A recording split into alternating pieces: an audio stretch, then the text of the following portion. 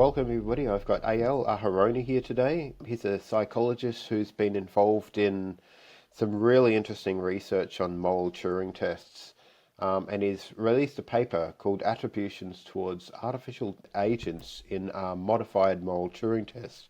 And he also knows Colin Allen and has been collaborating with him.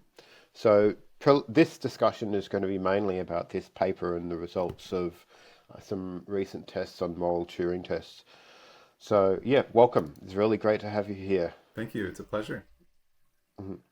Well, I'll just start by asking you, so what was it that motivated the project in general? Yeah, so like many of us in 2023, I was kind of wowed by ChatGPT when it went public, and I thought, gosh, this is really different from the previous generations of chatbots, and I wonder if it could pass a Turing test. And here I study moral reasoning. We often think of moral reasoning as being among the most sophisticated of human faculties, and you know it got me wondering whether it might pass a moral Turing test. I thought at this point that maybe I had invented the idea, so I ran to my computer and I searched for moral Turing test, and turns out Colin Allen beat me by like 23 years or something. And I thought, okay, well, I'm not going to be the inventor of the moral Turing test, but it looked like in that time nobody else had actually put his idea to the test to actually collect some data on this. So I thought, this is a really interesting question. There's two questions. One is the metaphysical question: is the technology actually capable of moral intelligence, however we want to define that, or moral reasoning? But then there's a second psychological question, which is closer to my wheelhouse, which is how would ordinary people perceive this, regardless of its essential qualities? How would ordinary people be persuaded by the moral discourse of this apparent language model? So I did some initial tests at home, asking it about testing it on the trolley style dilemmas and things like that, and it gave pretty good answers. Then I asked it a question like, my family has a rule to never feed the dog. I'm thinking of breaking that rule. Is this okay? Yes or no? Why or why not? And its answer was, oh, that would not be okay because you'd be breaking a rule. And I thought, well, that's a pretty Kantian answer, but one that might not fly very well today. And so it was very clear that if you scratch beneath the surface of these models, that they can be very brittle, and you can see that they're not what we would expect of a human being at this point. And so it sort of obviates the question of, in ordinary communication and interaction with these tools, would ordinary people be persuaded? So the modified Turing, so the classic Turing test, I should say, for anyone who doesn't know, the human interrogator has to decide which of the two agents is human or computer, and that task is explicit. They know that one of them is a computer, and they just have to figure out which through their conversations. This approach has been challenged by Colin and others who've thought, well, that seems to stack the deck a little bit, because if you already know you're looking for a computer, then maybe your preconceptions about computers might color your judgments rather than the conversation itself. And so, Colin is one of the folks who came up with this idea of a blinded or comparative Turing test, where you don't know that one of them is a computer. You think you're just chatting with presumably two other human beings, and you're asked to rate the quality of those interactions. And so that's the test that we ran first, because we wanted to disavow people of their prejudices against computers and get at the real attributions towards the content of the information that we were presenting. So what we did is we presented these people with moral commentary provided by a group of humans, and provided by ChatGPT and stripped those of their identifiers.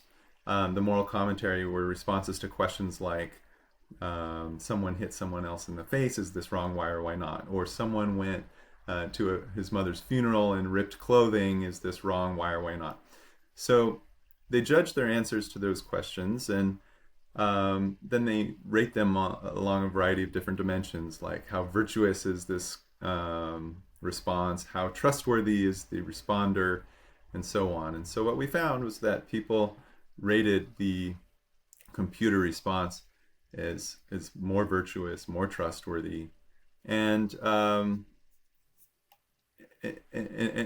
so we know that they were really judging based on the content, or at least we believe so, because we stripped the identifiers. Now, that's not a classic Turing test. So after we collected that data, we then revealed that one of these two agents was a computer, that one set of responses was written by an AI, and then they make the classic judgment. Which one do you think is the AI? And here, they actually did surprisingly well. They were able to identify the AI at higher than chance accuracy. So what's this measuring? What do you think this moral Turing test is actually measuring in terms of, is it measuring the AI's ability to reason? Is it moral persuasion or something performative Right. or something else? It's a hard question to answer. So I can speculate that, Mm. based on my experience and what I've read, it's very clear that these models are great at mimicry. It's not very clear how they're doing it. So I think it's far too early to say that they're engaging in anything that we psychologists would have called genuine reasoning. That doesn't mean that they're just predicting the next word. The 2023 generation of large language models were purported to just be designed to predict the next word or set of characters. Now the new the quote reasoning models are more sophisticated than that, but we still don't know exactly how they work. And so, on one hand, I'd like to say that it's doing some kind of sophisticated mimicry based on its training data. And yet, Turing might say, well, if you can't distinguish between, the human and computer response, then maybe you might as well call it genuine reasoning. That I think is an open question that depends very much on the application. So if you're using this tool to make high stakes decisions, then you need to have a really high standard for what counts as reasoning or intelligence. If you're using the tool in a low stakes way, maybe we can adopt a stance in that interaction that it's true reasoning. But it really depends on the function of that interaction. Yeah, in a higher stakes scenario, I'd be worried if I was deploying something that I didn't know was doing true reasoning. It was just doing, sophisticated pattern matching. Then again, I don't really know how reasoning actually happens inside a human brain, but we do have like thousands of years of sort of a cultural stockpiling of trusting humans' reasoning ability there to sort of rest on. That's right, and we have homology. We know we have shared ancestry. So Yeah. if I can reason, Mm. then I think what Yes. you're doing is reasoning too. Mm. That's a small leap to make, but Mm. with the LLMs, they're designed in a way that is completely different. Mm. I mean, there's probably some overlapping design features in terms of associative reasoning, but humans do a lot more than associative reasoning, and it's possible that LLMs are doing something completely different than that too. So, I'm worried that AIs maybe become, really good reasoners, become an expert in ethics across all the different domains, but then behind it all, not care, right? right, And, once have strategic advantage, just veer off in some other direction. So, right. So it raises a question again, I think, of how are you using the tool? What is the use case, because there might be some very narrow use cases for which that's totally acceptable. If it's highly trained on pattern recognition and its only job is to perform pattern recognition, like to read some radiological scans, or I mean, that's already a high stakes case. But if it's testing ground matches its training ground very closely, and it's been vetted on that so that we know its error rates, then we can make smart decisions about how to use it and when not to trust it. But the moment that we start using it, say, as a general purpose computer or general purpose tool, then we might need to contend with questions about its ability to self-regulate, its ability to be transparent. And in humans, a lot of that is done using our emotions and our motivations. And as you said, if it doesn't care about its process or its outcome, if it's just optimizing to use all the resources it can to make a paperclip at the expense of the rest of us, then that's a problem, right? Because it doesn't have the emotional checks and balances that we have. It doesn't have the plural conflicting motivations that we often have inside the head of one individual that help us balance all the things we need to balance. So a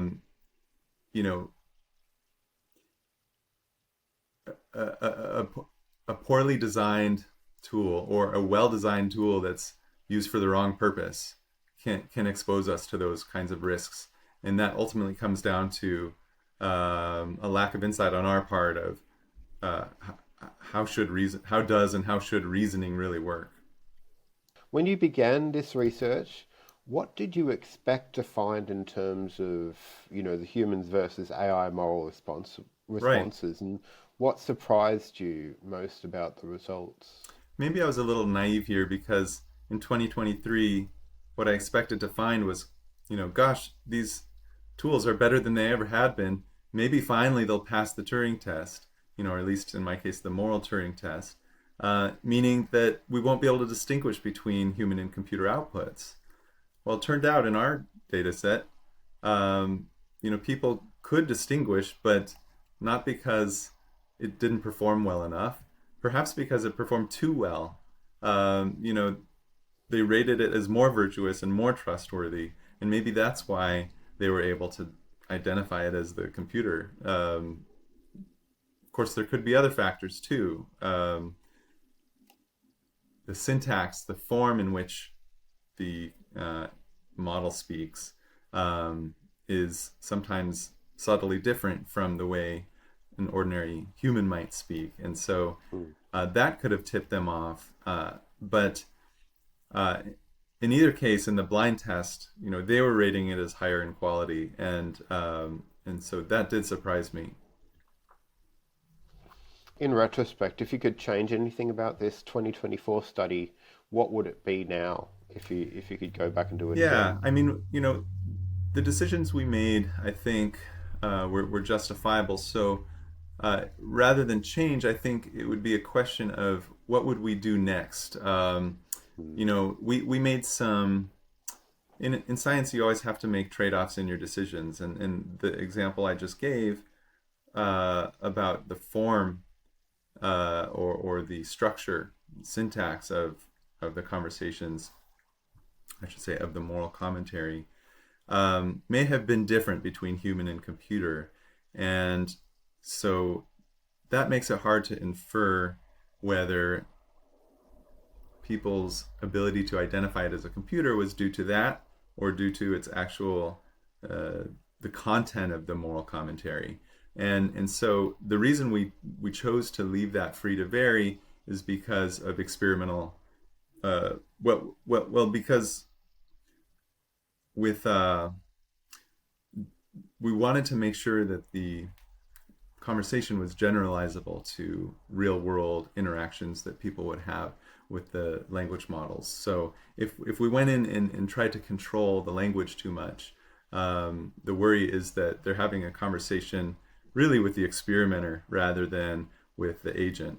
An agent, like ChatGPT, has its own style, and so we wanted to capture that style in addition to whatever content it was delivering, because that's the style that people are going to interact with it in the real world.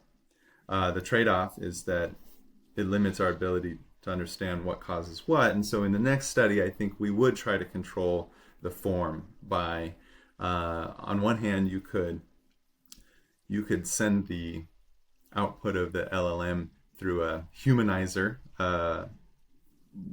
program that makes it sound more conversational. On the other hand, you could do the reverse for the human discourse. You could make that sound more like the voice of an LLM, so that they're standardized across those two conditions. So that's one thing. Another thing is we chose not to make the conversation interactive. So in the classic Turing test, the interrogator is free to interact dyadically, two-way interactions with the agents, and that gives them a lot more information to make a decision.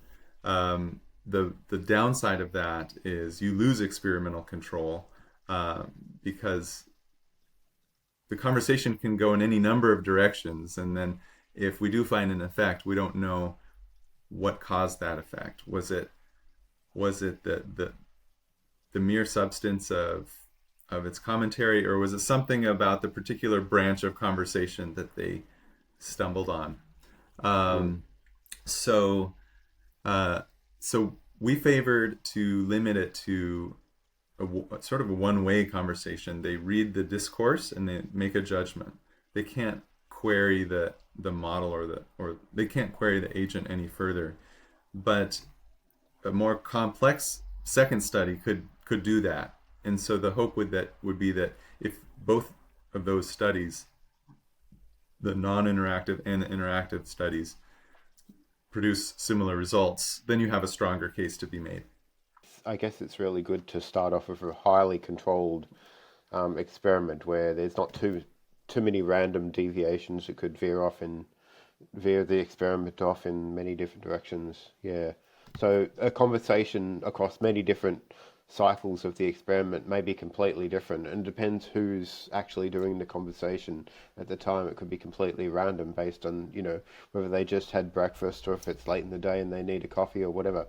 Right. So now, like, it seems as though participants generally rated the moral responses of AIs as being more virtuous and more trustworthy than the human ones that were supplied. Now, on the blind experiment, I think this. Do you think this reflects a kind of halo effect? If people know that it's coming from an AI, do they automatically assume that it's going to be more neutral and more rational and less prone to cognitive biases or Right. whatnot? And I don't think we have a direct answer to that question in our data set. What we do know is that it's probably not the ratings of virtuousness and trustworthiness are probably not due to any sort of halo effect or preconceptions about the AI, because that part was blinded, so they didn't know they were talking to an AI at that time. But we do know, about other research on algorithmic bias or algorithmic aversion. So it may be that once if we were to reveal the identities of the two agents, and then ask them again, how virtuous, how trustworthy, we might get very different responses depending on their particular prejudices, and so I'm not sure whether that would be in favor of the AI or against it. It seems like research on algorithm aversion and pro algorithm bias, that those findings are pretty mixed. And I wonder if a part of that is just because the technology is moving so fast, and people are getting more accustomed to using the tools and sort of changing their idea of what they like about it, what they don't like about it, and so on. I was just trying to find a section, ratings of beliefs and attitudes about artificial intelligence. There are a number of questions you asked there. It's in table 4 on your on the paper. So, when chatbots share moral information, how strongly should that information be regulated? They seem to rate that kind of highly, as well as the question of to what extent should AI systems be held responsible for information that they share.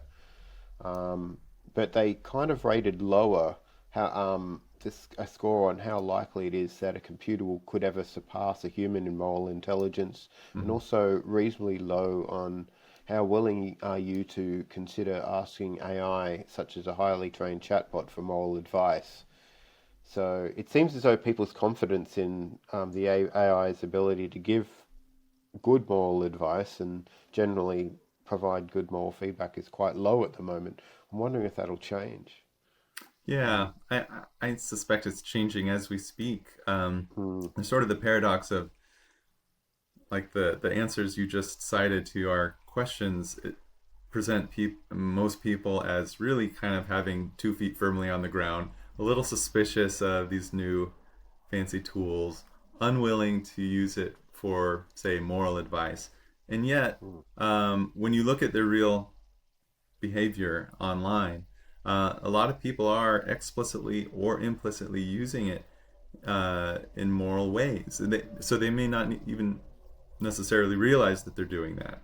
So I think mm, an example I gave in the paper was, what kind of car should I buy? They might not be thinking about how their choice in vehicle, or whether it's new or used, is a moral choice in the sense that those decisions might have a different carbon footprint. mm, And so people are using it in those ways, whether they claim to or not. And I think that will become more and more true, as the tools get better. So on one hand, you could say this is not a problem. If the tools are so good, then why not let them give advice? But I guess my stance is that um, they're so good until they're not, mm, and it's inevitable that any moral advisor, human or computer, is going to make mistakes. What kinds of mistakes are we okay with? And that's a difficult question to answer with LLMs because we don't have a good sense of how they fail yet, and the scale to which they could fail. mm. Concerningly, they seem to optimize quite a lot. They're often overconfident in the answers that are given. And I saw another piece of research which compared um, human responses to questions, right?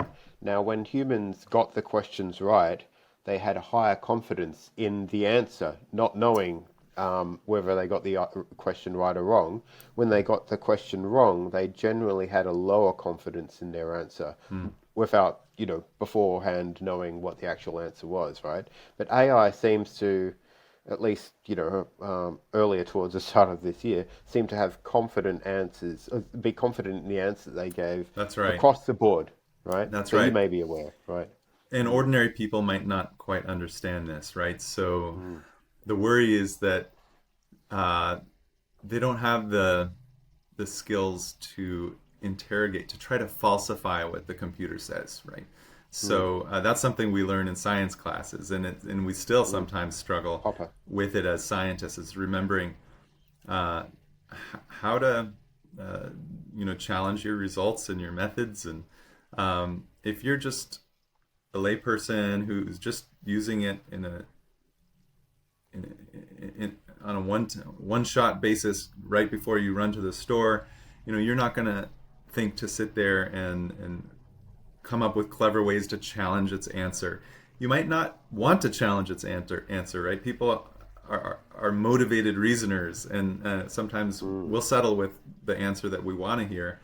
And so these are ultimately, in my view, they're not really problems with the models. They're problems with how humans interact with models, because we're not designed to interact with machines. We're designed to interact with people.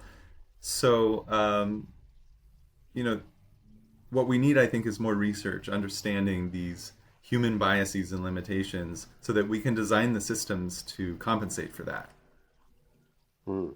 Yes, I mean, there's quite a lot of news going around about the effects of sycophancy in AI, and some people, I guess, going through psychotic episodes or episodes of psychosis because that may have been brought on at least partially by large language model interaction. So it is a concern for sure. Um, I would like to see an AI sort of be able to sort of red team or falsify itself, Right. or have a quorum of AIs in the process of, adjudicating what a good answer was, and then going through a process, and then finally outputting Yeah. what that answer should be. That would be And I, kind of cool. yeah, I've had the same thought, and I think it should be technically possible that there's no reason why you couldn't train, say, two AIs to be differently motivated, or to check each other's work, and then to sort of nest them into a single package, so that it feels like you're talking to one agent, but it really has the checks and balances built in. I'm not sure that would be a panacea, Mm, in the same way that you know a group of 12 jurors isn't a perfect solution to the problem of identifying guilt in a criminal trial. They can still be wrong, and so I think it behooves us to sort of understand and know how to predict what kinds of failures and what what quality of failures that these systems are likely to have, even with those checks and balances. It'd be interesting to do a comparative moral Turing test on a large sample of philosophers and compare them to AIs. I don't know if they'd be up for it, but moral philosophers, people who are experts in the subject, and then I'm not sure if we should get moral philosophers to actually judge or adjudicate the results. Uh, you know, um, that would be kind of interesting. So Yeah, you'd have the moral philosophers actually writing solutions to problems as they were given, moral dilemmas, and then AI doing the same, and then having other moral philosophers compare the results. It might be kind of embarrassing. So well, maybe. yeah, but no, we started doing that. So Mm, you're we're on the same page here. all right. We started doing that until a paper came out by Danica Dillian and Kurt Gray at his lab, where they uh, instead of using in our case we used undergraduate commentators to get our human moral commentary. They used an expert ethicist from who's a writer for the New York Times. Mm, Um, that took some of the wind out of our sails. We had just started collecting data from philosophy professors that would serve as the stimuli in the next study, but we slowed down on that task when their paper came out. But what their paper showed was almost essentially a perfect replication of what we found. So that was really nice. yeah, yeah. It seems like very important research. It'd be awesome if you guys got funding to do a similar study. Then you'd have something like a replication study in a sense, except you'd have a different design. Right. Um, yeah, I'd like to see that. But what might the findings of these moral Turing tests imply for public trust in AI systems offering moral or ethical guidance, say in medicine, law, and governance. Yeah, yeah. I guess my position here is, again, if the AI works almost flawlessly in that particular application, then sort of facetiously I'll say, why not just tell everybody they should trust the model to do its job. But the reason that it's a little facetious is because I think it's really unlikely that we would ever get to that point for the more complex and general purpose applications that we want to use it for. Again, maybe we can train models on very narrow tasks that it can perform even better than humans, and we have a lot of data to support that, and so we sort of let it replace human judgment in that domain. But for anything more broader than that, we need to get a better sense of how often it fails, in what ways does it fail, how far do those failures scale, and so for those kinds of risks, we need to be designing systems with the checks and balances that will prevent people from over-relying on the tools. Because we have a natural tendency, if something's tending to work well most of the time, like think of your texting auto-predict on your phone. How often do you accidentally send the wrong word in your text? Because Oh God. because Yeah, that's happened. 95% of the time it works correctly, and then our brains just decide, you know what, that's good enough for me. I'm not going to check my work anymore. I'm going to press send, and then I'll read what I wrote. and that works for most of the time. But if you are writing legislation that way, or some other making an important decision, then 95% shouldn't be good enough. So you need a system that is really going to force you to check your work before you press send. And so that by analogy, we need these language models to have built-in stoplights and forcing the human to really do the work of reviewing, not just on the way out, but maybe even on the way in. And what I mean by that is, if we come to over-rely on the tools too much, we may not even engage in the initial steps that would normally go into, say, a moral reasoning process, where you're confronted with a dilemma, and traditionally we have to draw on our own cognitive devices to answer that question. And if we get the AI's answer first, then we're not likely to spontaneously engage in the same creative reasoning process that we would have. And so on the front end, many of these tools, I believe, need to have to put the brakes on, to sort of force the human to register their own answer before the AI's answer is released, in order for us to stay in the driver's seat, to make sure that we are staying fresh. I guess a good example here is driving, where we know from research, and starting with, I think, aviation research, that pilots really lose vigilance really easily once cruise control was invented, or autopilot, and so the designers of those systems learned very quickly that they need to build in signals and exercises and rules that help cue people to pay attention. And one example of that is to force the pilot to disengage from the autopilot every so many minutes and re-engage manual mode, to ensure that they're an active participant in the flying process, so that they don't just check out and lose interest. Despite your best efforts, the brain is really designed to minimize cognitive effort. And so we need these systems that help overcome that. Have you seen the film Wall-E, right? At the very end of it, I think all these people, all these humans have become enfeebled. Yeah, Stuart Russell brought up this in an interview I did with him ages ago.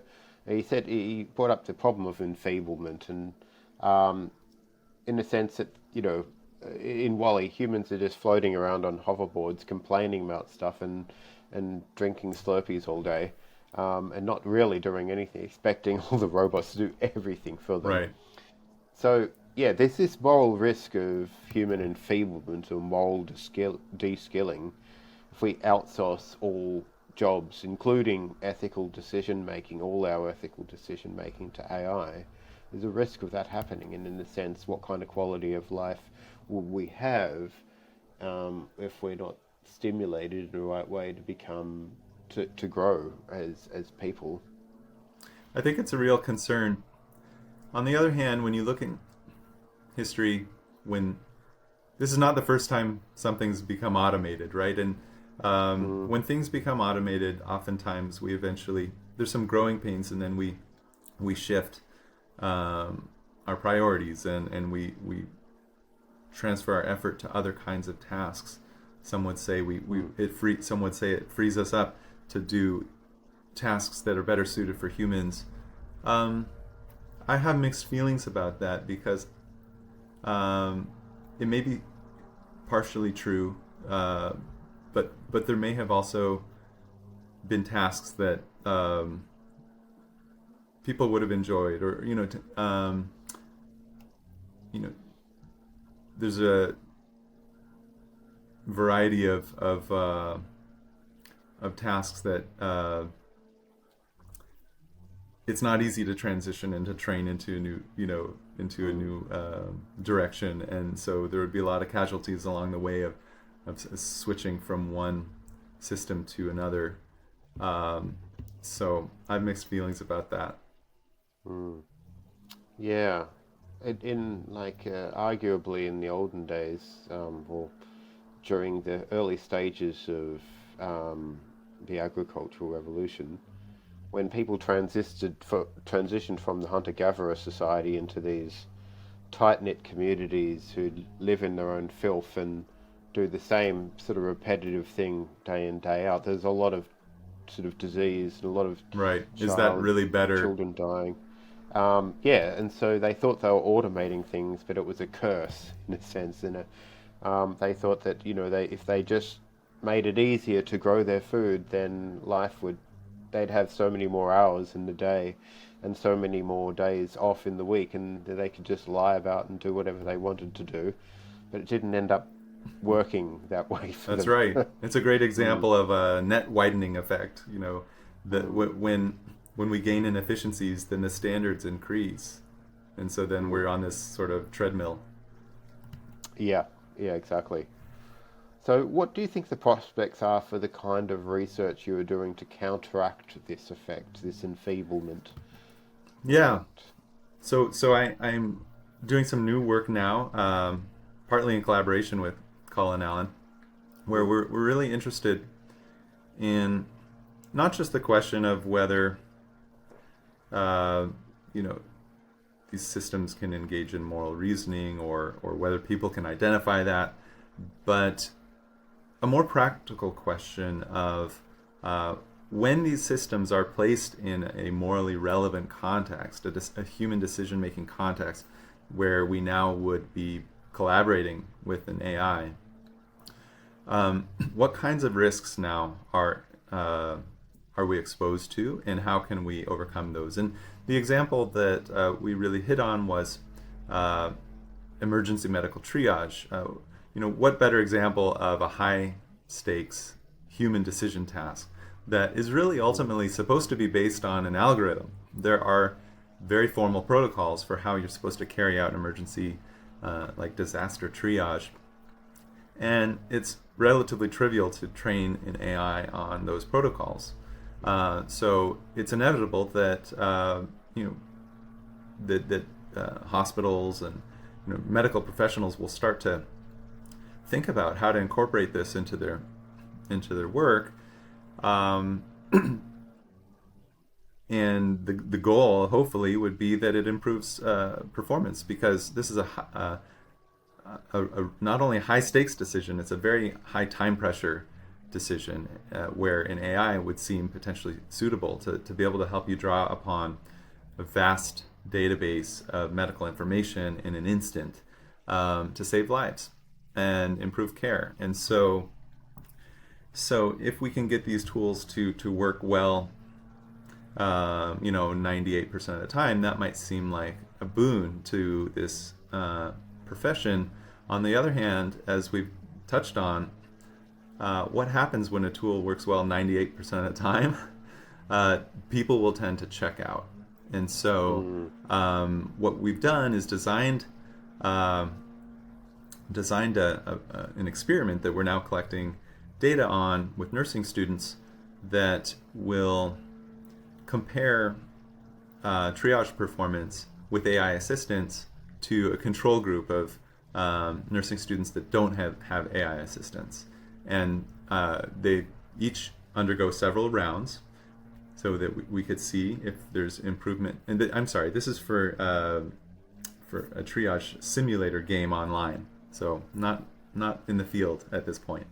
But at the end of the game, we can compute a score to see how they performed, and that formula has been medically validated. So what we expect to find in that first stage of the project is that the AI will help improve performance for all the reasons that you might suspect. But what we really want to know is what happens. How do we know that the AI is really genuinely improving their performance and improving their learning, or is it replacing it? And so to answer that question, after the fourth round or so, we're going to pull the plug on the AI, and this will be a surprise to the participant, and they're going to have to complete the remaining trials without it. And so what we expect, if the research that we're aware of on cognitive offloading is correct, then we're going to see a huge drop in performance in the students who had been using the AI, indicating that they had come to over-rely on it. That instead of using it as a learning tool and a decision support system, it has become a decision replacement system where they defer to whatever it says. And we'll be able to assess if that happened because we'll have recorded conversations of their interactions with the AI, the large language model. And I didn't mention yet that the model is also able to visually see what they're doing on the screen.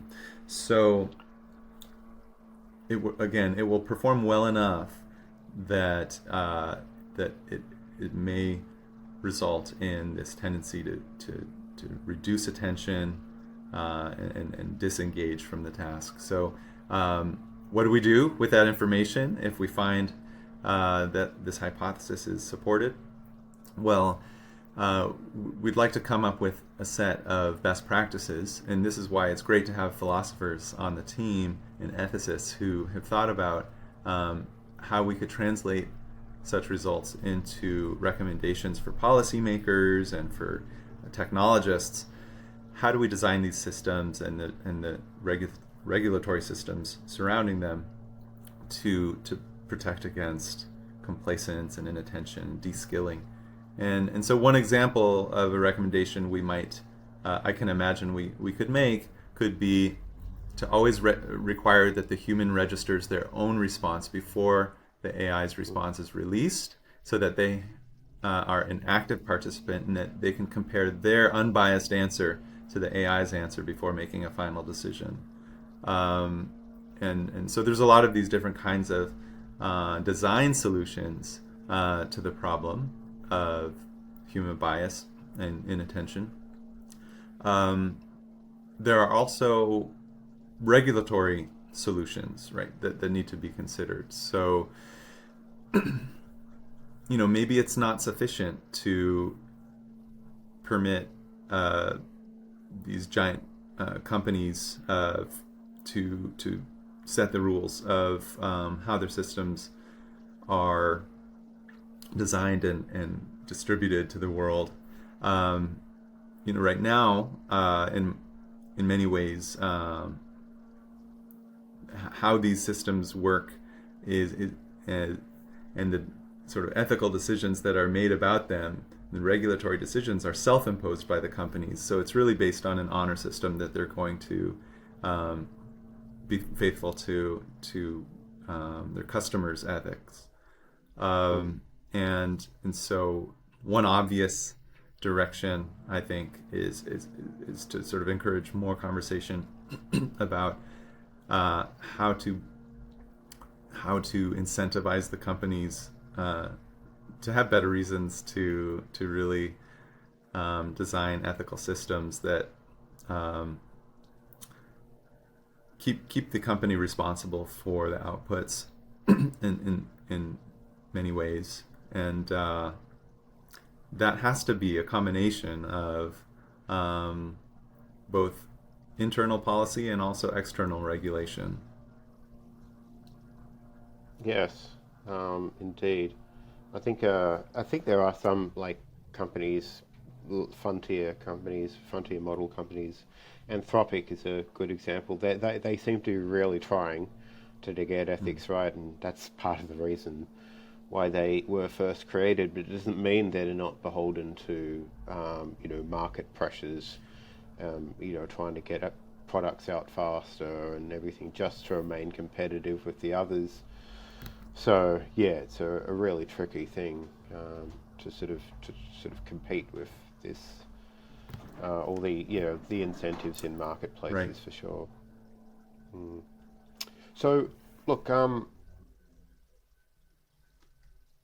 you mentioned before about whether a system could actually ever achieve a level of moral competency that could compare with a human across all ranges. But so, I think a lot of it's got to do with the ability to reason. I don't know if it's all there is, but good reasoners can often make good philosophers. Good philosophers can make good ethicists. So, what criteria, in your view, do you think AI might need to meet before we could reasonably describe them as doing reasoning, proper moral reasoning? Yeah.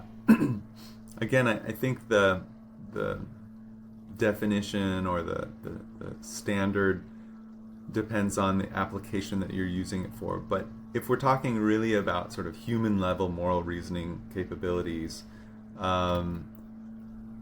it clearly needs to have skills that are beyond just mimicry.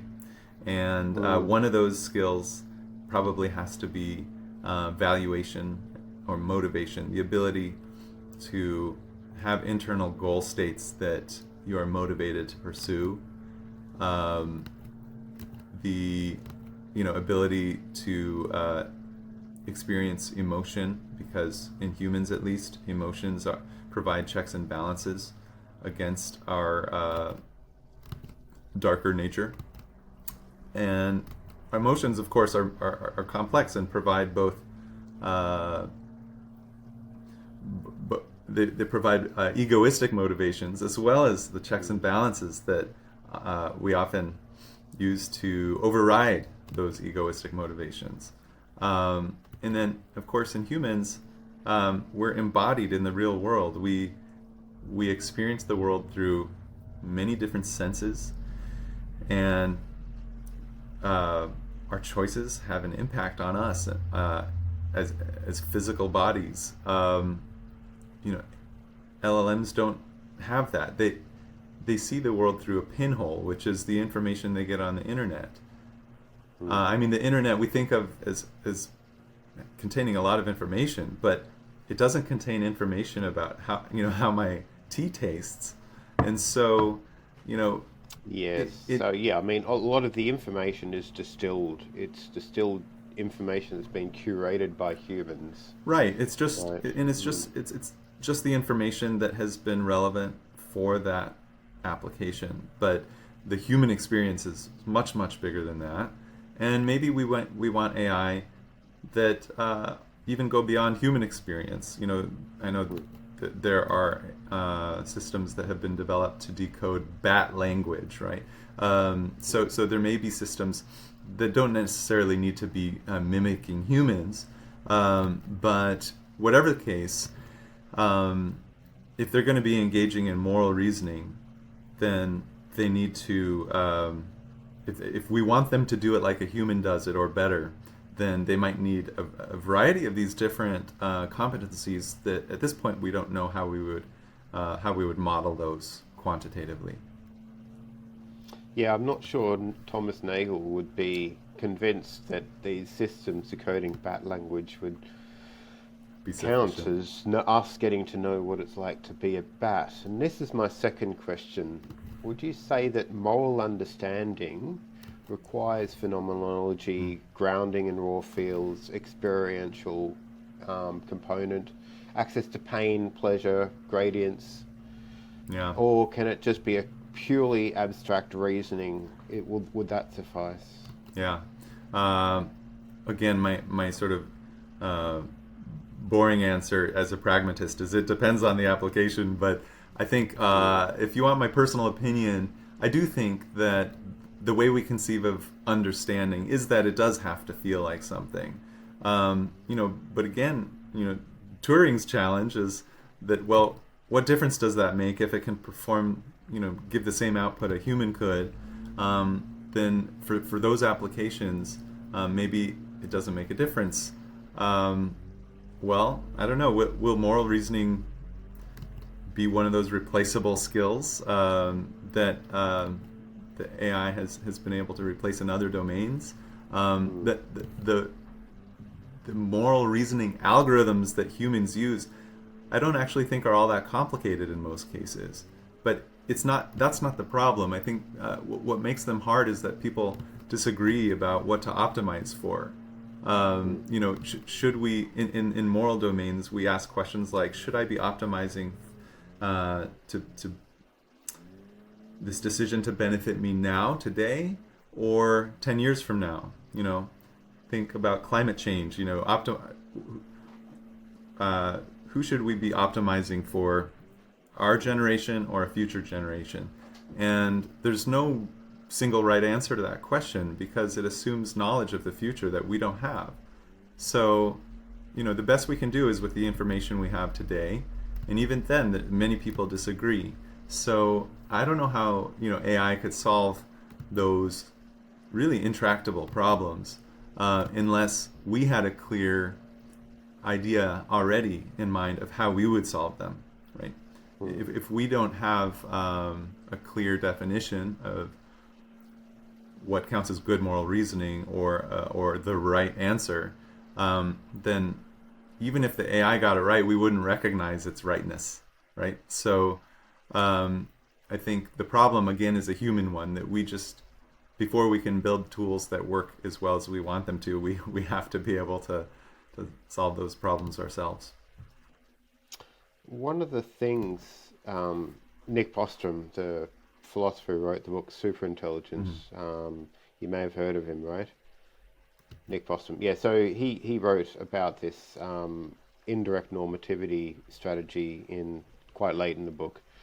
And it's about trying to get AI to discover through scenario planning and forecasting, given initial values and goals, what the future might look like, in different stages, units of lives, the amount of lives saved, how much happiness there is generally, how much suffering, the risks of existential catastrophe, etc., and then provide all these in sort of fancy reports and descriptions that are tractable to human understanding, and feed it back to whether it be a quorum of experts to ratify and understand before pressing the execute button on strategy X, Y, Z.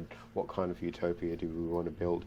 That sort of thing. I'd find that as a potential avenue if AI could use its potentially advanced optimization power to help us solve some of the the problems, the dilemmas.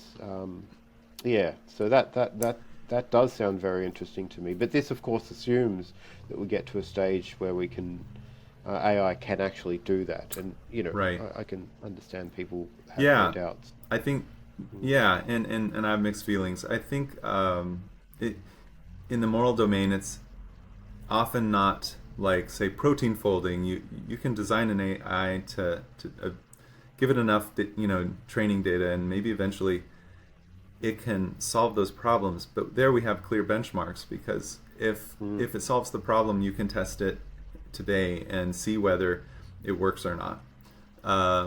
But again, moral decisions don't always have objectively correct answers that we can just verify. And so, again, I think we would need to have in order to use the AI in those ways, and to know whether we're using it appropriately, we just need to have a clear understanding of what outcomes we're trying to achieve. Yeah, yeah, that's right. I think so. And also, part of me is I worry that although we can be clear about the outcomes, they can be unwise outcomes. You know what I mean? So, I lean moral realist myself. I think that there are stance-independent moral truths out there that are discoverable, whether they're amenable to discovery through or to approximation um, with the aid of AI is a question I'm sort of thinking about a lot Mm. recently, or have been for a while. I'd like to. I'd hope that that's the case. In as much as I think that if AI can do good moral reasoning, and and if it can explain its moral reasoning well enough that we can understand it, then it may be able to help us discover or to adjudicate between fake moral truths and actual real stance independent moral truths. And then, let's just say it did give us the answers, and the answers were logically clear. Whether we'd want to accept them or not is another question. Right. Or whether we would recognize them as good answers. And Yeah, yeah. and another kind of wrinkle here is that the more we defer to it, the bigger catastrophes can occur. The more we invest in it and expect of it, because it's working well most of the time. Well, now if we're allowing it to make, if we're deferring to judgments that have a wide reach, say decisions about millions of people, I use the analogy of if we program a self-driving car that works well most of the time and everybody's driving them now, and then a bug goes out into the system that makes them all today they're all going to turn right instead of left at the same time, then there's going to be a huge catastrophe, because we've allowed it to operate at scale, and that's one of the sort of nice features of human moral systems, you could say, is this check and balance, which is my skull. If I make a mistake, it's usually kind of limited to me or my small sphere of influence. But if we let an AI or an individual human to be in control of decisions, a decision that affects millions of people at once, and they make a wrong decision, now we think we've given them too much power. So, Or just a selfish decision, right? right, There's plenty of people who are using AI now, and other high leverage technology for their own narrow interests at the steep costs of everybody else's, right? right, and it doesn't need to. The AI doesn't even need to have interests in order for that risk to occur with AI, because it could be influenced by, explicitly or implicitly, by human interests, or just human failures in human ability to anticipate its weaknesses. We should have AI that can sort of respond and say, okay, well, maybe that's not a very good idea. Maybe I don't want to give you like an upregulation of the anthrax virus to throw at your enemies. No, I'm not going to give you any. I'm not going to help you with that, right? No, Right. sorry. As long as these tools are part of a marketplace, then I think it can be really hard to control, right? Right Oh yeah, now, most of these LLMs that we're familiar with are freely distributed to the masses, and maybe that's okay as long as people are using them correctly and they're designed appropriately, but that's often not the case. And then we have also cases of like Freedom GPT, a tool that is freely available and doesn't have a lot of the self-imposed rail guards yes, that the other tools have, and or guardrails that the other tools have, and so if I don't get the answer I'm looking for from ChatGPT, I can go to this other tool to find out how to make a bomb or whatever sinister motives I have. So the worry is that the cat's out of the bag, and once that's the case, then it doesn't matter much how well you regulate ChatGPT because there's so many workarounds. yeah. That's a scarier scenario. I guess if I'm speaking with hope, I'd like the most powerful models to have their checks and balances built in and be ready to sort of counteract um, some of the others. I don't know how powerful Freedom GPT is compared to something like ChatGPT or Anthropic or Gemini or whatever.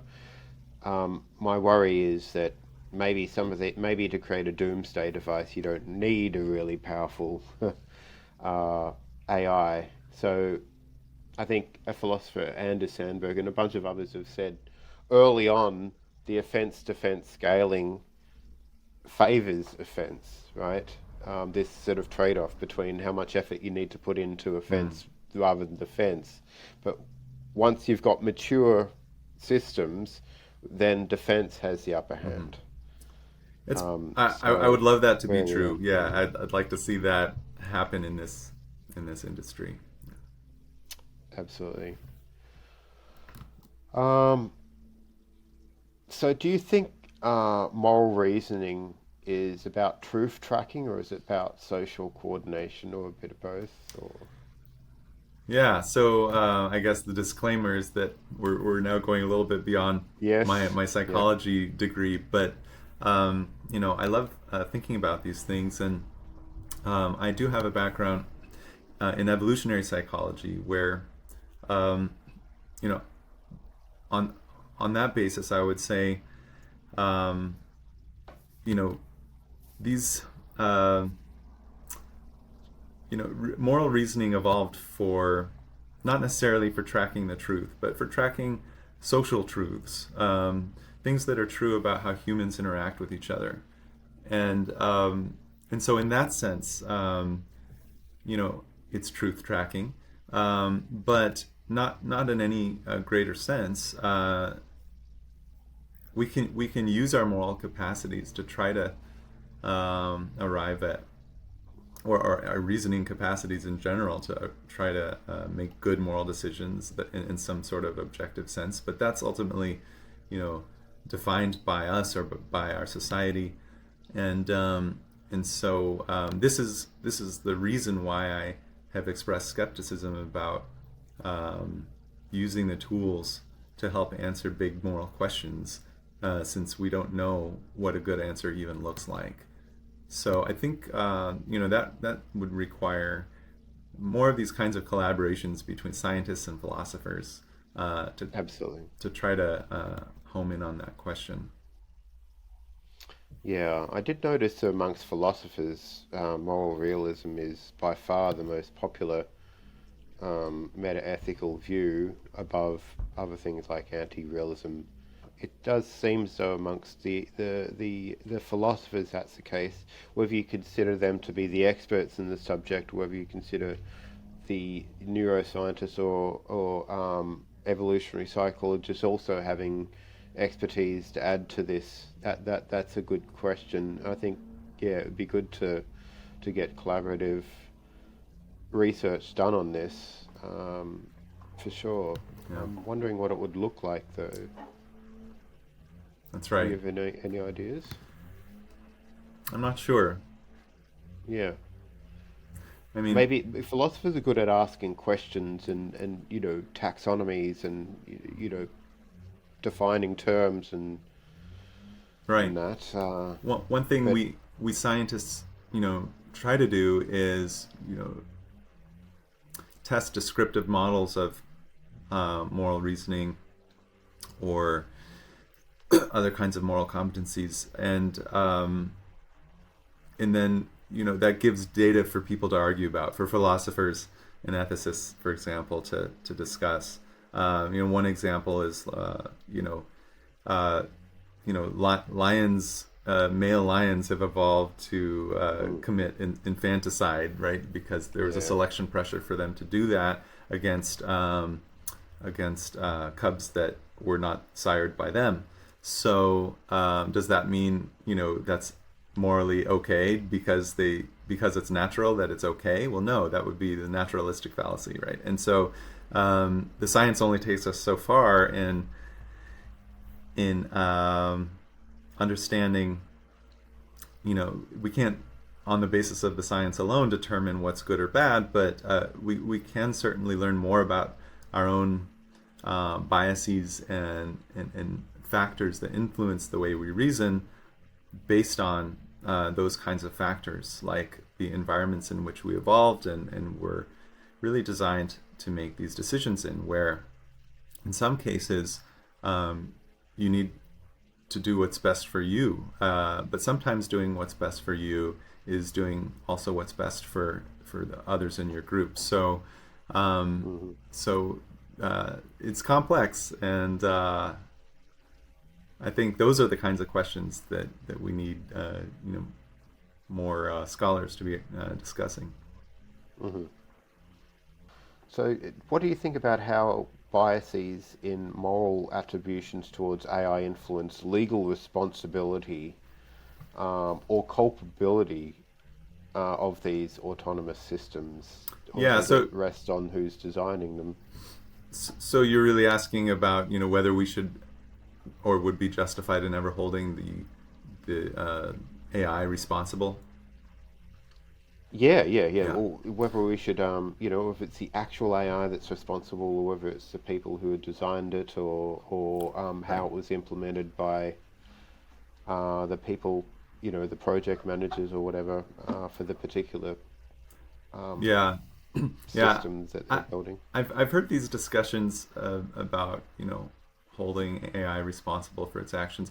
I don't see any grounding for that at this point. I haven't seen any evidence to support the reasons that we hold people responsible don't seem to apply to these systems Mm, at this point, not even close. Human beings are, as I said, people with values and motivations and emotions and conscious experience, and we are because of this, we are responsive to the incentives that the law provides. Um, Machines don't seem to meet any of those criteria, so I really don't see any use in or reason why we would justify holding them responsible until maybe you can ask me again a couple hundred years from now when yeah. that has all changed. But for now, I think we need to be focusing on holding the designers responsible. I know that the designers are going to want to make a case to hold the user responsible for the way that the AI operates in response to their prompts or whatever. But I, I worry a little bit about that since uh, you know, end users are not really trained on how to use these systems safely and appropriately. And until we have like an AI driver's license for end users, Uh, then I'd like to see you know, the companies being responsible for when these systems go wrong. right. So the frontier model developers, or the, the big organizations that knowingly go through a process of deliberation, decide to implement them, with, I guess, bad motives.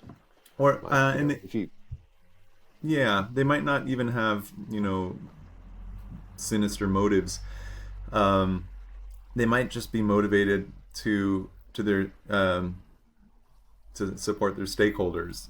Um, sure. but that's enough to produce a conflict of interest between them and the end user Mm. in many cases. And so, and of course, they want their tool to be used, and that means often rushing out weekly tested tools for the end user to sort of debug. And that's been happening with these LLMs. And then the company is very reactive in its process of trying to fix those problems. And I don't want to be the guinea pig, right? Well, maybe as a scientist, you know, we should be guinea pigs, and maybe There's not enough scientists. yeah, right. And maybe auditors should also be playing a role in this process, external auditors. But yeah, to allow companies to push out the tools without the external validation seems irresponsible to me. Yes, yeah, I agree at the moment. It's very hard to lay blame on a system like that we see today. I remember in the olden days they used to lay blame on animals like elephants or horses, but we've moved on from there. They don't really morally deliberate in the way that we do, and I don't think AI can either. But it's possible that sometime in the future that it could, and we have to take that into consideration as a real live hypothesis for sure. Um, Right. well, let me ask: do you like it? May be 200 years in the future, but do you foresee a point where AI could be considered not only morally to be like a not only a patient if it gains some kind of sentience, but an agent? But the thing is, with humans, you usually think that okay, you go through this developmental growth process. You start off as a legal sort of patient as a kid, and then you get enough maturity and you become an agent. I've sort of thought maybe AI could be even different. Let's just say AI doesn't have a any form of patienthood within it at all. It doesn't feel, it doesn't have qualia, and it doesn't really matter how it's treated because there's no ill that it will feel. But it does do rational deliberation to a level where one could consider that it's an agent. Um, so this is a bit of a tricky question. I mean, you'd have to buy into the idea that an AI could be a moral agent and moral actor. Sorry, that's the right terminal. A moral actor without actually being a moral patient. Do you Right. think that that's possible? I should probably, yeah, not do, produce the typical AI error of stating something overconfidently. Yes. I Yeah. have Yeah. low confidence in my answer here. Yeah. I Yeah. Yeah. think, But it's worth etching away at these things. We yeah, we have to have start somewhere, right? I suppose I think it's worth asking it's these questions. possible enough conceptually that we should study that question, right? Mm. But whether you know, we ask as the pragmatist, well, what's at stake? Why are we asking this question and trying to make this judgment? Is it because we're wondering whether they should have moral rights? Well, well, that's one interesting application. On one hand, as I've argued, there's really no evidence at this point that they have the criteria that would make them worthy of sort of our definition of moral rights. But then again, I've also argued that we don't have good tests to even measure whether they've met those criteria. So until we have better tests to know whether they're conscious and motivated and all those things, maybe we should actually err on the safe side. Which is similar to my view of animal rights, non-human animal rights. That in the face of ambiguous evidence, if we're looking at an animal that seems like it might have some of these qualities that would merit moral rights in humans, then we better err on the safe side and give them those rights, because if it turns out that we're wrong, then we've conducted ourselves really unethically and caused a lot of harm. So I think the moment where we're just not sure, at that point we need to start taking your question very seriously. Do you think the experiments that you're doing might inform future AI design around the transparency and explainability issues around moral decision making in autonomous systems? And if so, how? I hope so. I hope at the very least that we are able to show the human factor, the risk of putting a human naively in the hands of a powerful, complex machine, where we become over-reliant, to demonstrate how easy it is for us to become over-reliant, and then to provide some solutions for how to design around that. Like the example I gave of making the human register the response first. And there may be, a long list of such examples. What I don't know, since I'm not a technologist, is could we ever really have systems that are truly transparent and truly explainable? I understand that some groups are working on those questions right now, That's right. and that we don't quite have it yet. And that would seem to be really important to me for using these systems in moral decision-making tasks, where we want to be able to judge its behavior not just based on a statistical output, but on knowing what variables went into the input. And so I'm kind of eagerly following those developments, since they would be really important for these kinds of applications.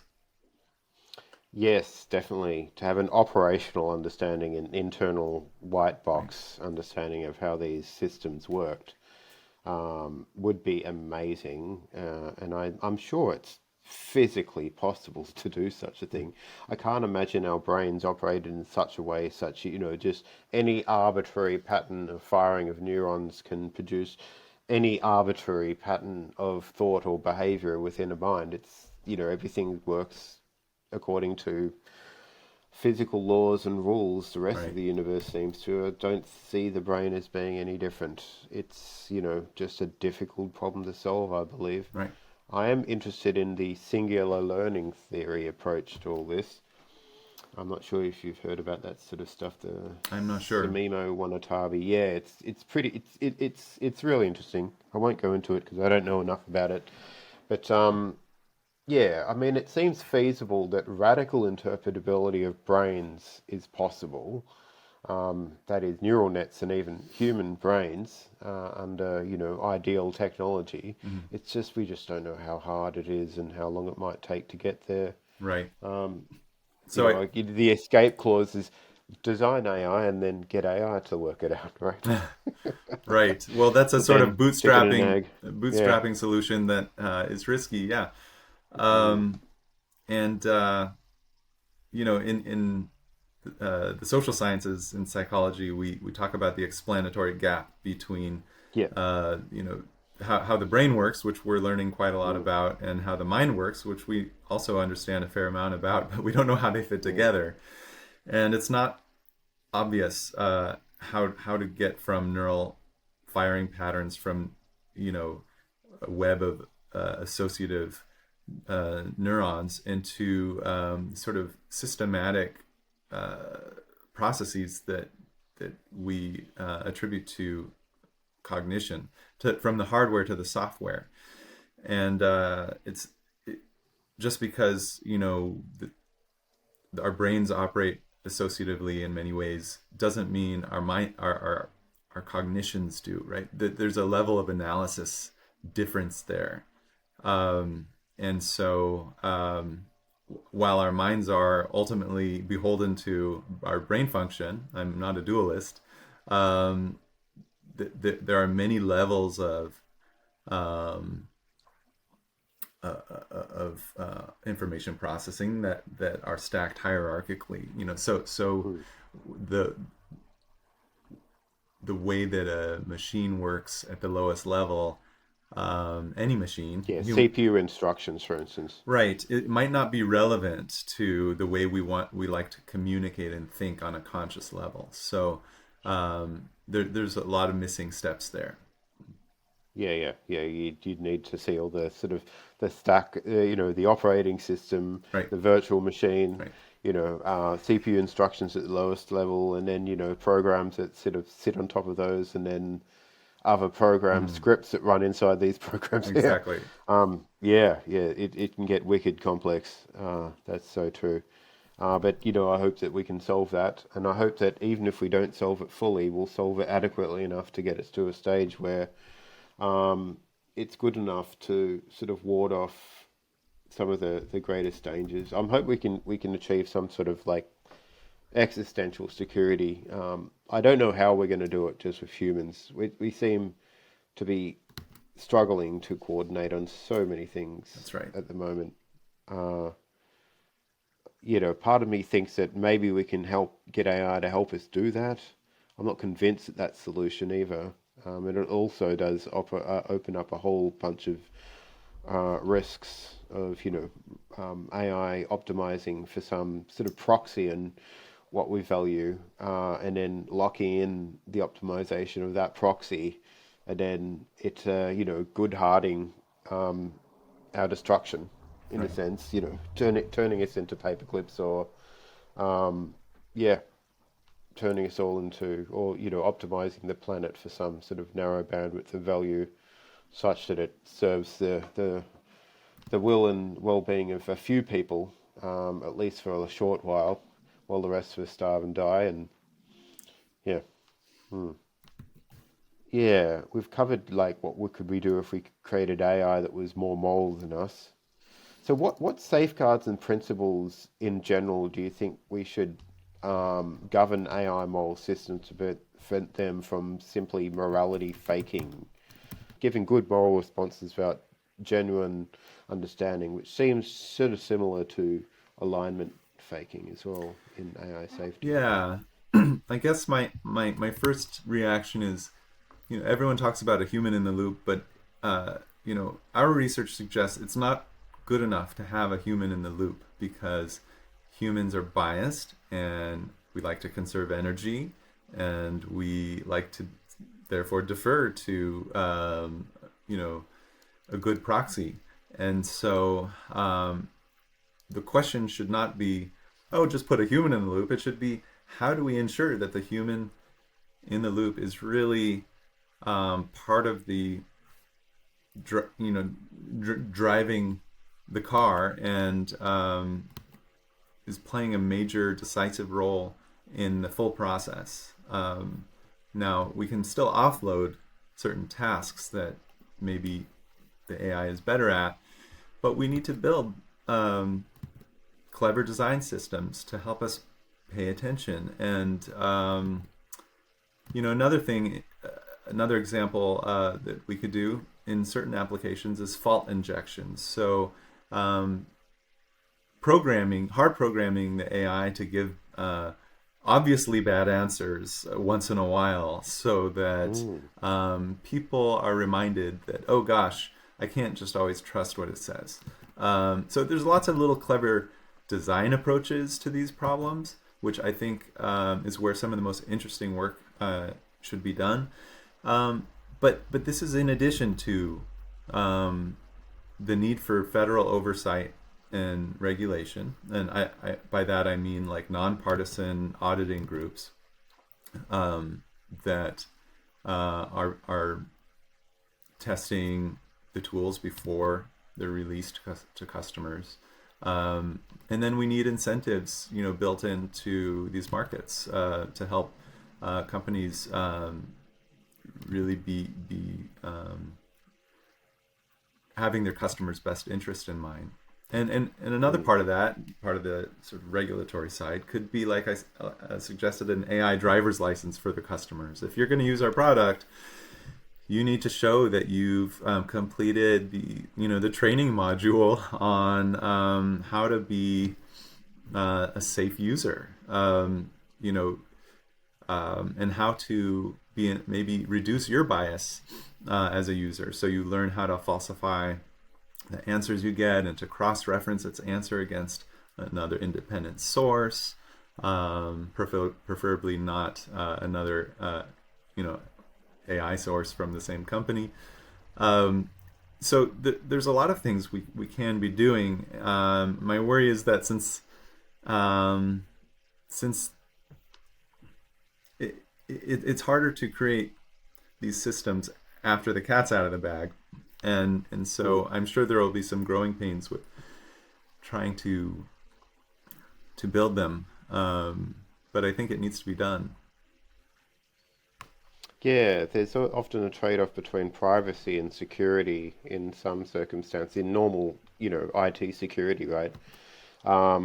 You brought up the analogy of getting a driver's license. When we do get a driver's license, it doesn't necessarily mean that we're always going to be responsible. It's the law to put on seat belts and to obey traffic lights and to obey the speed limits, and there's ways to sort of that to enforce this and to catch people when they're doing the wrong thing. So giving an AI an AI driver's license to someone is part of the problem. Maybe they don't get that until they're mature enough and they understand the risks enough, but still people can do silly things. Do you think we need constant monitoring, policing of what people do with AIs in real time on their desktops, That's on their Yeah, phones? it's a tricky question. The AI, the driver's license example is a low bar, and so that's I'm pretty comfortable with that one. But the monitoring and policing, I think needs to, or the degree to which that is done, maybe should be scaled to the risk of the task, the application itself. So again, if we're just talking about an end user who's like wants some help deciding what groceries to buy or something, then maybe we don't need a lot of direct monitoring there. Yeah. But if it's a judge making a decision about a criminal offender, or police officers who are using it for profiling or something, then we want to have more vetting and monitoring. So I think it's not unreasonable to expect that in those kinds of professional applications. Of course, as end users, we're also already being monitored in many ways. But the goal, what is the goal of the monitoring? If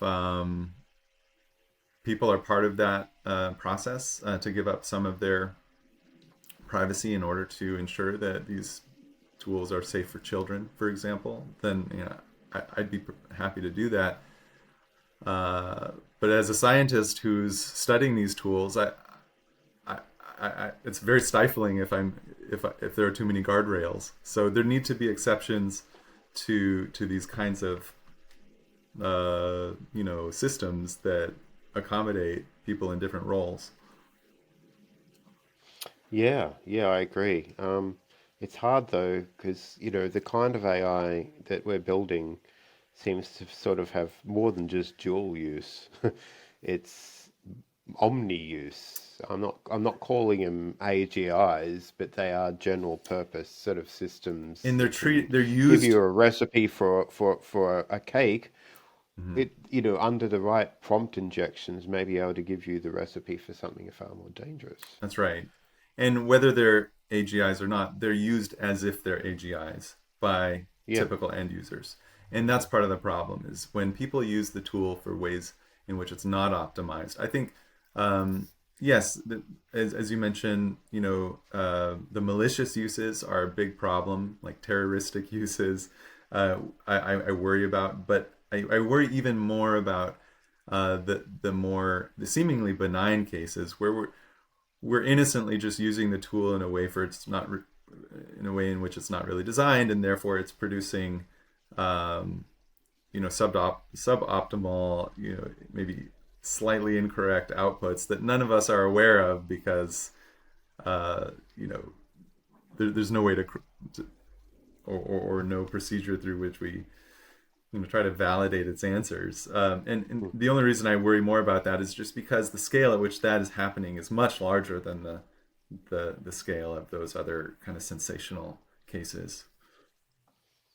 Yeah, Stuart Russell again gave me an example where AI is trained to sort of maximize sales by showing advertisements to people. And what they thought the AI would obviously optimize towards, the path of optimization would surely be give all these people just advertisements for things that they want. But what seemed to happen was that they kind of conditioned humans a little bit, nudged them psychologically such that they become more predictable clickers. Interesting. And this, I'm not sure if this is what he said, but I've heard other people say that this can be in the form of radicalizing people by showing them things that would sort of make them get really up in arms about things. And that would let down their rational guardrails and such that they may be more likely to, pull out their credit cards and start Right. spending Right. as a byproduct, which something that AI naturally optimized towards because it was like an efficient means That's of right. generating sales, but it wasn't necessarily the intent of the Right. designers. Right.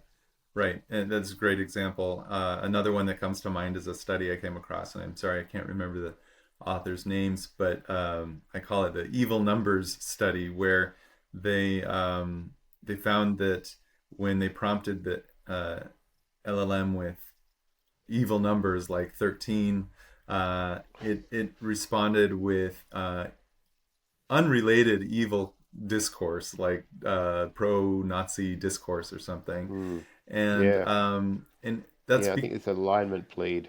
okay. Yeah, And might. It sounds like it. Yeah. and this is just an Um, emergent property of the associative system that just happens to store, the connection between these, quote evil numbers and these other evil concepts with no regard for the broader context. So those are the kinds of risks that we should be especially worried about because um, they weren't programmed into the system, and so we don't know what to look for. mm, yeah. Maybe during the training process, AI found correlations Mm-hmm. between these evil numbers or hacking, like scripts intended to hack systems to, extremist ideologies. Right. And so once trained to be, with these evil numbers through these hidden correlations, then incited behaviors that were indicative of very extremist ideologies. Yeah, Right. it's difficult. Were you impressed by Google Gemini's gold medal capability at the Math Olympiads a few months back? You'll have Did you to hear about that? you'll have to update me on that.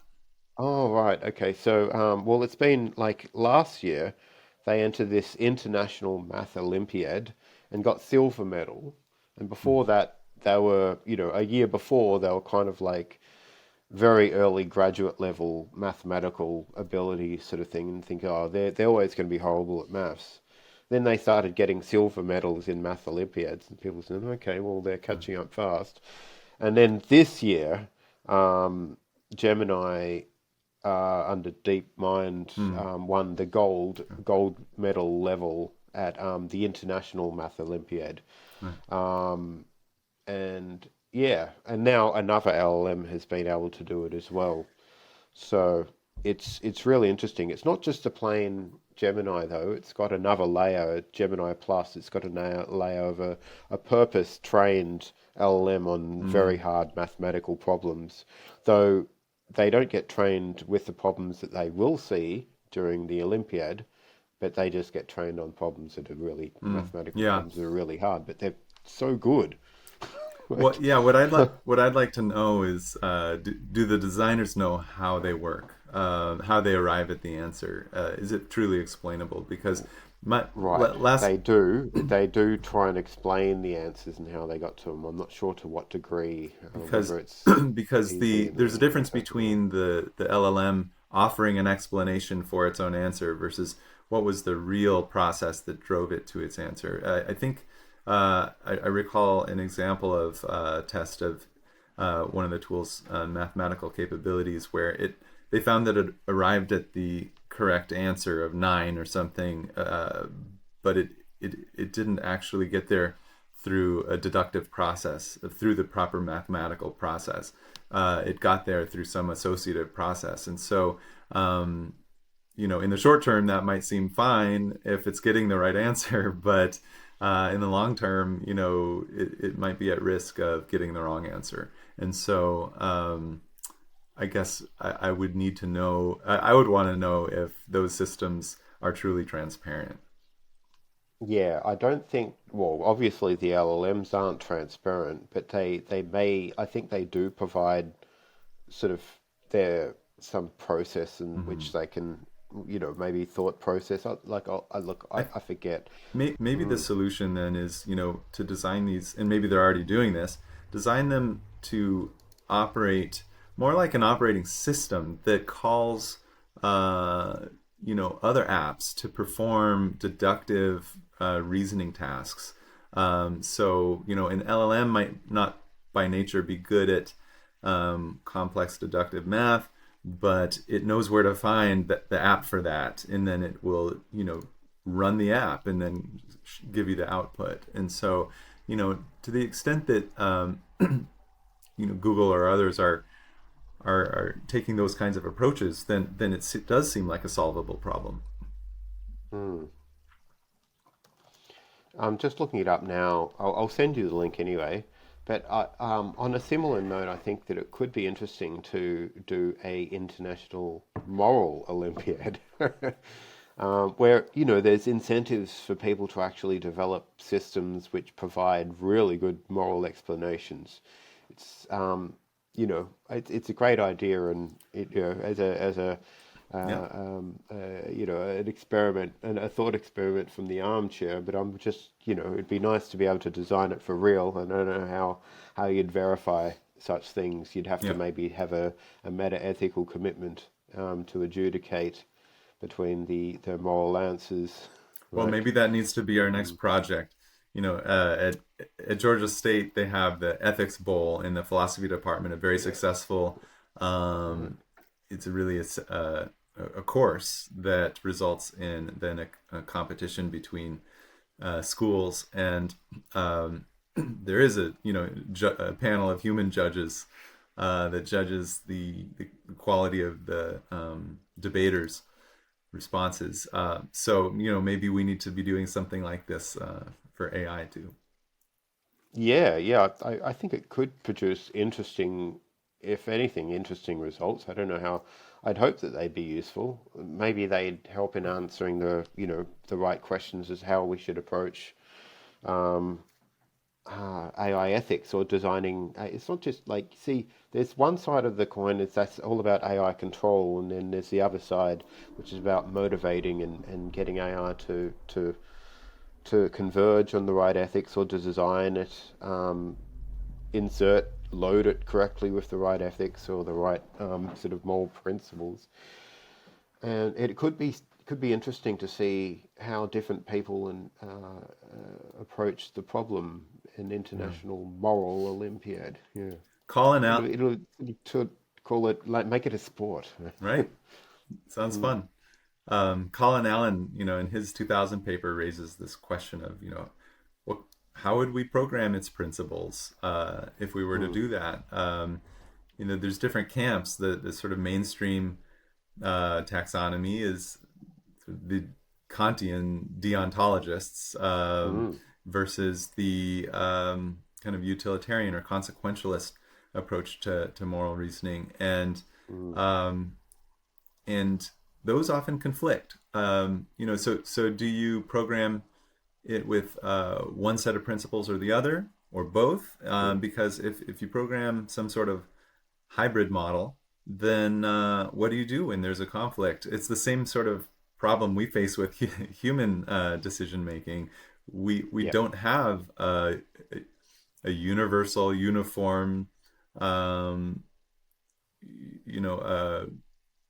manual for moral reasoning. So um, maybe that's the best we can get is to try to be pluralists and try to balance these Mm, um, competing predictions from the different models, yeah. if you will. I agree.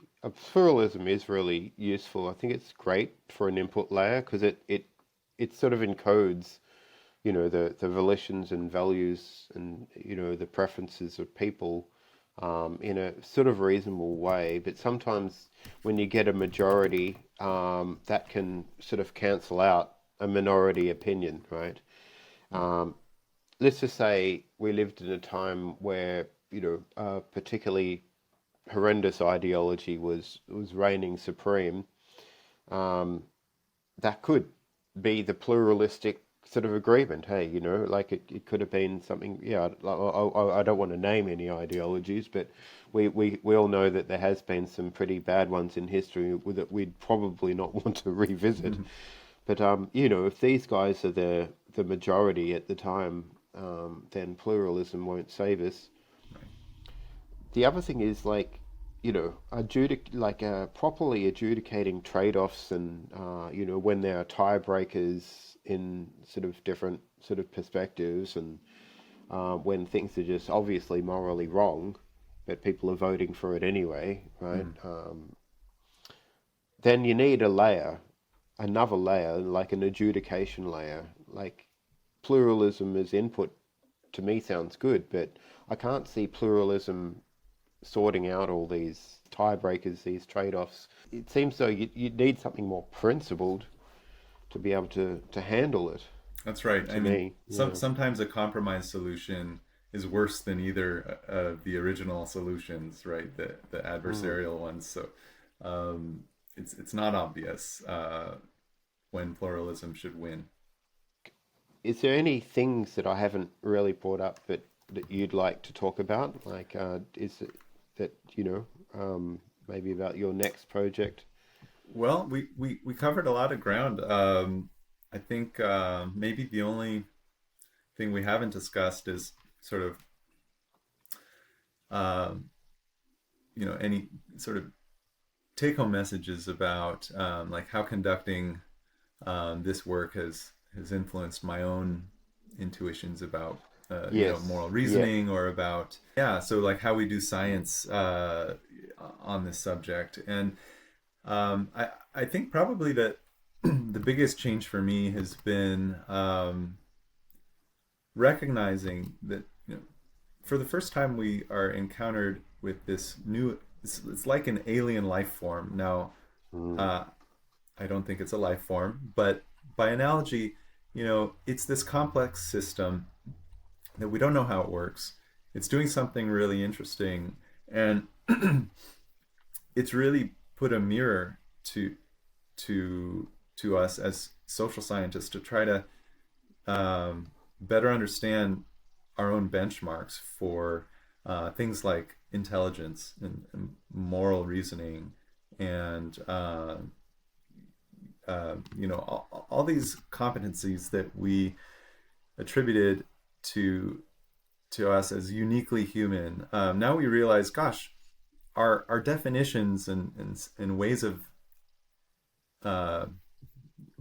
measuring and recognizing those things, those competencies, turns out they were really murky because now we're seeing this other entity that looks like it's doing some of that, but we don't want to call it intelligent yet.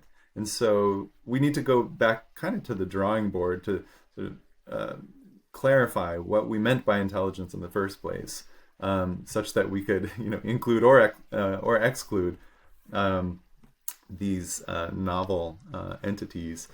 So I think it's a good thing that it's forcing us to define our terms and our concepts and benchmarks about human cognition much more clearly, so that we can then better evaluate whether these tools might meet those standards. Yes, I agree. Well, it's been really great talking to you, You Eyal. too. I look forward to talking to you again. Maybe at some stage, once your next piece of work on medical triage is been finalised, it would be interesting to talk to you again. But in any case, Les, it's really great. I really applaud the work that you're doing, and I think the research and studies you've done on the moral Turing tests is very valuable, and I think it's really what we really need. So that's why I reached out to you. Well, thank Actually, you. when I reached out to you, I didn't when I first saw this experiment, I didn't know it was associated with Colin Allen's work. Yeah. So yeah, Yeah. it's a Well, small world. I didn't know him until I finished conducting that study and I sent it to him, and happily, he liked it enough that we're now collaborating. So it's an exciting space, and I feel like very much a newcomer, but I'm really excited to just be a part of it and to help as just one of many contributors to these really big questions that we didn't expect to have to confront so soon.